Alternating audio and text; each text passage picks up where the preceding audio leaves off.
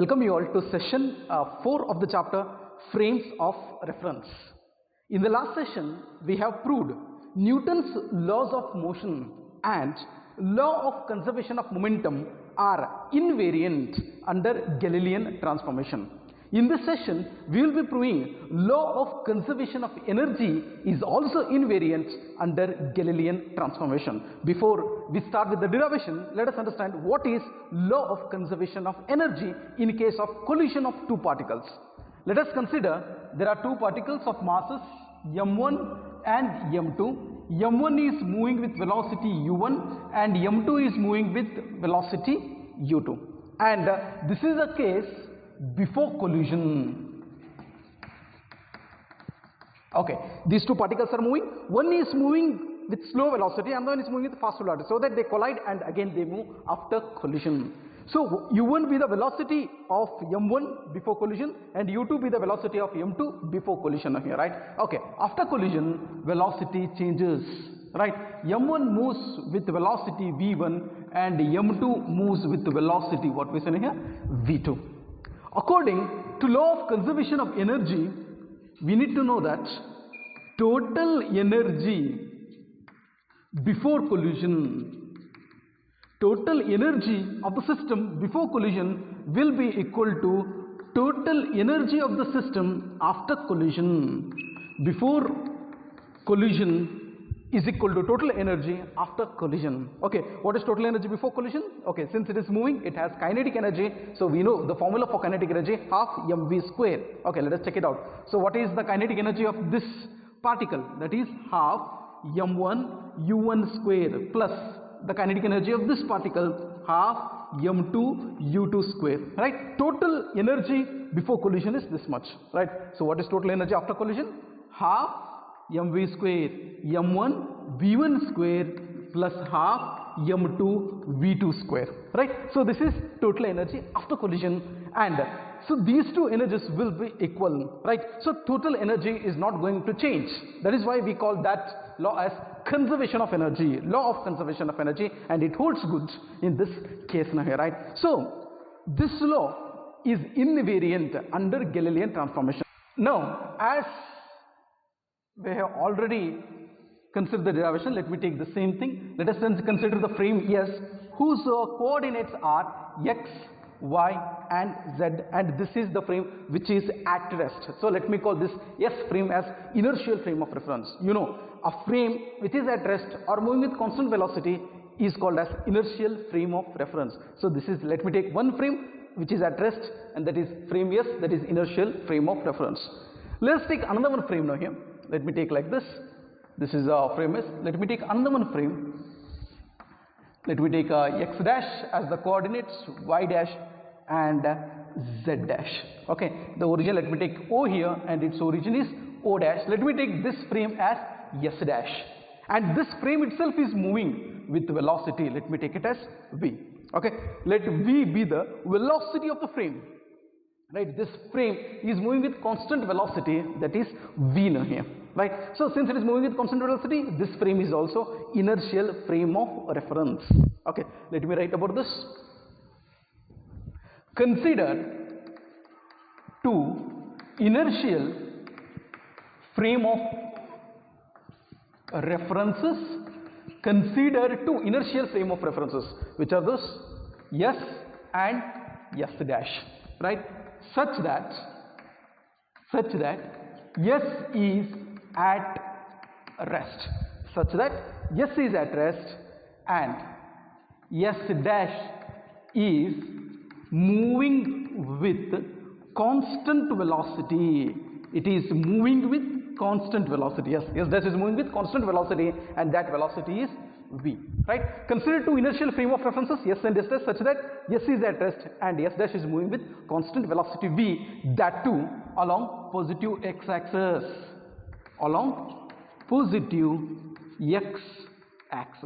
right? So along positive x-axis, this frame is moving with constant velocity v now here, right? Just I have introduced what are these frames now here.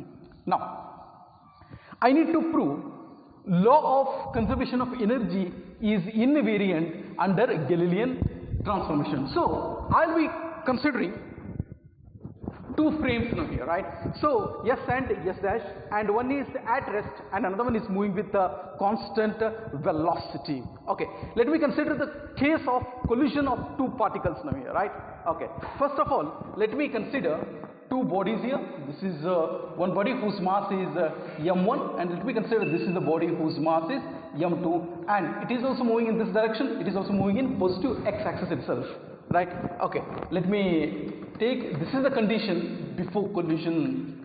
Before collision, okay, this is moving with velocity u1 and it is moving with velocity u2 with respect to frame S. Do remember, it is with respect to frame S. If a person is seeing from frame S, this body is moving with velocity u1 and this body is moving with velocity u2. First of all, I am considering first with respect to frame S, right? Okay. After collision, let us consider what is the case after collision here, right? After collision, the same body whose mass is m1, and let me take now here m1 and m2 is the mass of this body now here, and these two are moving with velocity v1 and v2 respectively, right? m1 is moving with velocity v1 and m2 is moving with velocity v2, and these are the velocities with respect to frame, what we say here, yes no here, right? With respect to frame S itself, right? I am saying with respect to frame S, right? So these two are with respect to frame S itself. This is initial velocity, that is velocity before collision, and this is the velocity after collision. Okay, let me consider like this.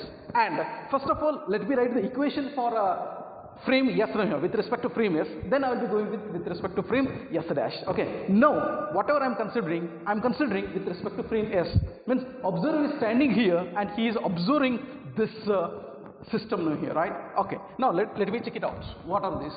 Let u1 and u2 be, what are these u1 and u2? These are the velocities of masses m1 and m2, right? Let u1 and u2 be velocities of masses m1 and m2 before collision.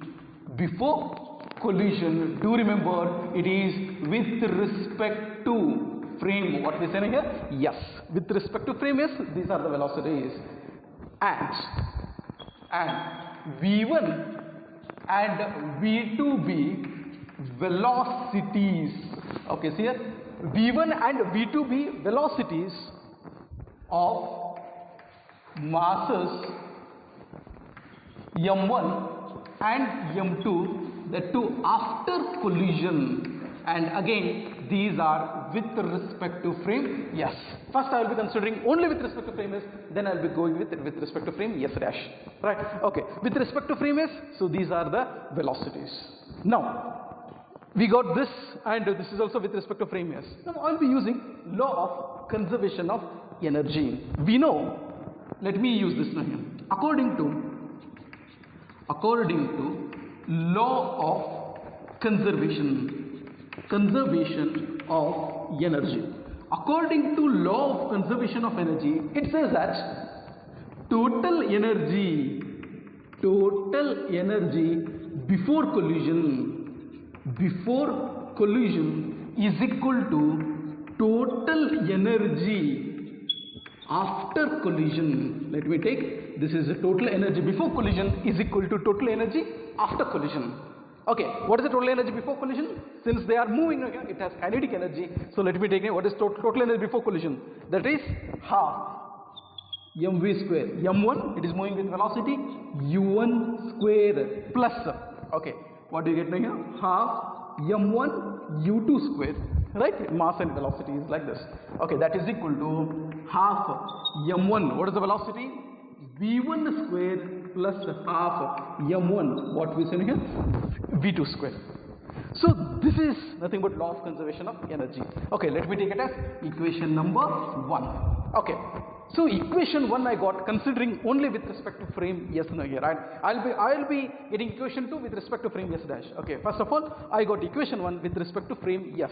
Okay, let me write here so that I'll be using this equation later here. m1 u1 square plus half m2 u2 square, that is equal to half m1 v1 square plus half m1 v2 square. This is equation number 1. Okay, let me keep it aside.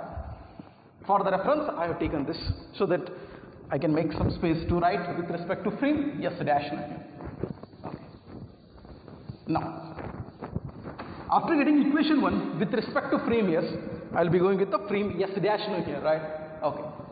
If a person is seeing from this frame s dash, the velocity is changed. We know that velocity is variant with respect to Galilean transformation. Under Galilean transformation, velocity is variant, right? That's why let me write like this: u1 dash be the velocity of m1 and u2 dash, right? Velocity of m2. This is with respect to frame. What we say here? S dash, right? Okay. Now a person is standing here and he is observing this phenomena. Then what is the velocity after collision? v1 dash. And what is the velocity after collision here? Let me take it as x dash here. v2 dash. That too with respect to what we say here? Frame s dash. Right. So I have changed the velocity here because velocity is variant under Galilean transformation. As velocity is variant, we need to take the different term. What we say now here, let us to denote it now here. Okay, let me take it as u1 dash and u2 dash be the initial velocity, that is before collision with respect to frame s dash, and v1 dash and v2 dash be the final velocity, that is velocity after collision with respect to frame s dash now here. Okay, let me write about this. Okay, first of all, let me introduce what are these now here. Let u1 dash and u2 dash be what we say now here, velocities of masses. Which are those masses? m1 and m2 masses. m1 and m2, what we say here, before collision, that too with respect to frame, what we say here, s dash. With respect to s dash, with respect to frame s dash. So these are the velocities. And v1 dash and v2 dash be velocities of masses m1 and m2, that too after collision. After collision, this is with respect to again frame, what we say here, s dash, right? Just I introduce what are these now, right? With respect to frame s dash. Again, shall I use the law of conservation of energy as I used earlier here? Okay, now let me write again. For s dash, I will be using the law of conservation of energy. According to law of conservation of energy. According to law of conservation of energy. Okay, let me write law of conservation of energy with respect to frame s dash, right? Okay, what is the formula? Half m1. What is that? m1 u1 dash square, right? This is u1 dash. Let me consider this and this, right? Okay, plus half m2 u2 dash square, right? So that is equal to here m1 half m1 v1 dash square, right? Plus half m2, what we say now here, u2 dash square. Okay, this is law of conservation of energy when we consider with respect to frame s dash. Now I will be using Galilean transformation equations for velocity. We know what are the Galilean transformation equations for velocity, and let me substitute in this equation here. Okay, now I will be using Galilean transformation equations. Using Galilean transformation equation for what we say here, velocity. You need to know what is the Galilean transformation equation for velocity, right? So we know that Galilean transformation equation for velocity is u dash equal to u minus v, right? This we have already proved. What is u dash? Velocity with respect to frame s dash. What is u? Velocity with respect to frame s. What is v? It is the velocity of frame itself, frame of s dash itself, right? Okay, let me use this here, right? Okay, let me use this for this velocity. I'll be comparing this velocity with this velocity, right? Velocity with respect to frame s and s dash. Let me combine it by using Galilean transformation equations. Okay, what is the formula? u1 dash. What is u1 dash equal to? u1 dash equal to u1 minus v. Okay, what is v? V is the velocity of frame s dash. Okay, then u2. Let me go with u2 equation. u2 dash equal to u2 minus what we say here? V. Right, again I will be using this velocity, that is v1 dash. v1 dash equal to, what do you get now here? v1 minus v. What is v2 dash? v2 dash equal to v2 minus v. What are these? These are Galilean transformation equations for velocity. I will be substituting these equations in this, right? Okay, now I need space. Let me write here. Let me substitute and let us check it out. What equation we get now? Now, what do I get? Substituting. Shall I write like this? Substituting. Okay. Okay, let me write here. Half. What is that? Half m1. Instead of writing u1 dash, shall I write u1 minus v? Yes. I will be substituting in that equation. That is u1 minus v whole square. Right? Okay. Plus half m2. Okay, what is u2 dash? Here it is u2 minus what we say here? V. That too square, right? That is equal to half m1. What is v1 dash? v1 dash is v1 minus v whole square, right? Okay, then plus half m2. Okay, what is v2 dash? v2 minus v whole square, right? So I have substituted Galilean transformation equations for velocities in this equation here. Okay, let me simplify it. Let us check it out. What do we get now here, right? So half m1. Okay, what is this? A minus b whole square. Okay, let us use the identity a minus b whole square. A square plus b square minus 2ab. Okay, what do I get here? u1 square plus v square minus 2u1v. Right? I substituted the identity in here. Right? Okay, plus half m2. Again, a minus b whole square. A square, that is u2 square minus v square minus 2 u2 into v, right? So this is the equation a minus b whole square. Again, that is equal to, what do I get?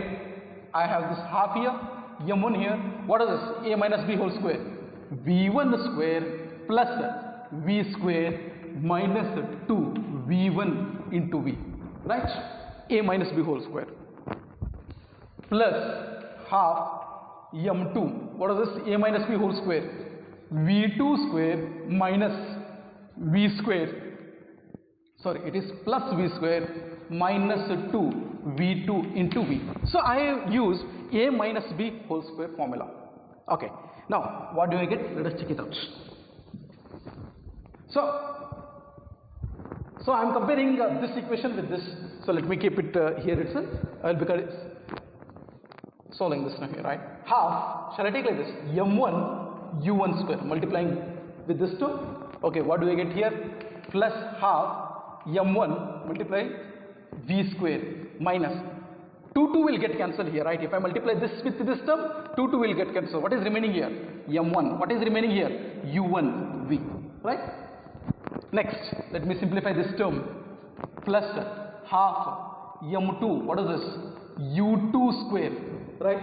Okay, minus, what do you get here? Half m2. What is that now here? v square. Again, if I multiply this with this term, 2 will get cancelled.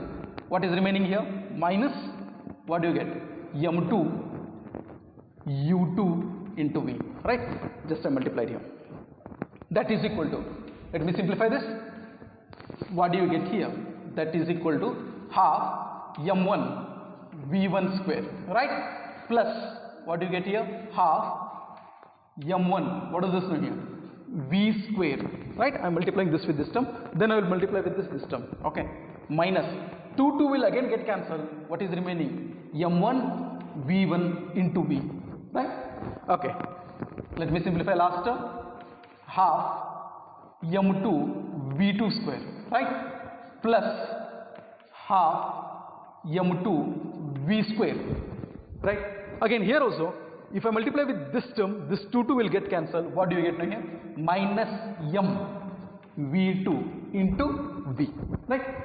Now if I compare these two equations, here also there is half m1 v1 square, here also there is half m1 v1 square.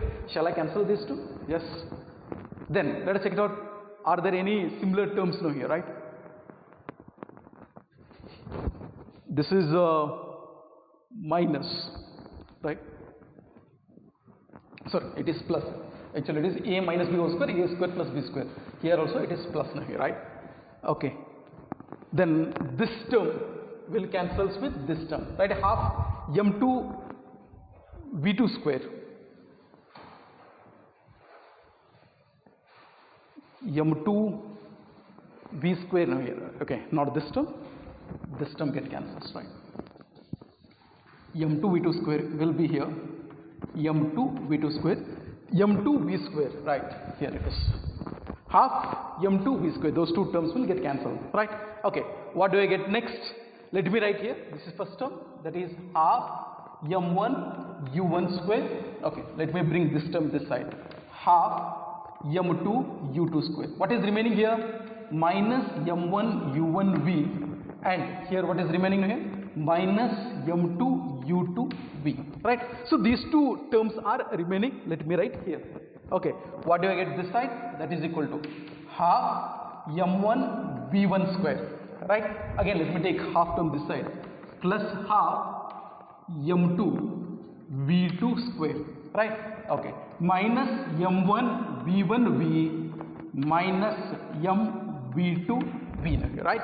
Okay, then let me take like this, half m1 u1 square plus half m2 u2 square. Okay, just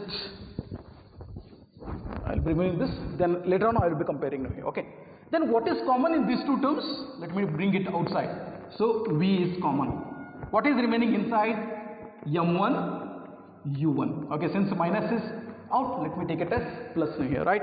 Plus m2 u2, that is equal to half m1 v1 square plus half m2 v2 square. Again, what is common in these two terms? Let me take it as minus v is common. Okay, so let me bring v outside. What is remaining here? m1 v1. Since minus is outside, we need to take it as plus m v2. Okay, sorry, it is m2, right? Since it is m2, here also we get m2, here also we get m2, right? Okay, m2, what do you get here? v2. Now you observe these two equations here, right? Here also minus v, here also minus v. What is there inside the bracket? m1 u1 plus m2 u2. What is here?